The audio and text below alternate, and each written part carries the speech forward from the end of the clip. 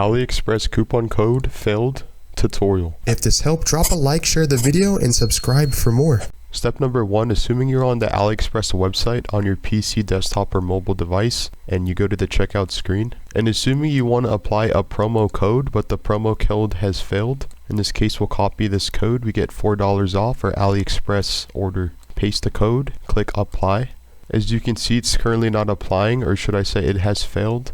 As you can see, the code has failed. Sorry, this code is for specific items only. If you go back to the code, you can see you can save 5%. You have to see what this is affiliated for with Aliexpress way. Or should I say, you can only use specific items only. So go back to the code and see what you can use it on. In this case, it's not going to specify, but you can find out online completely for free.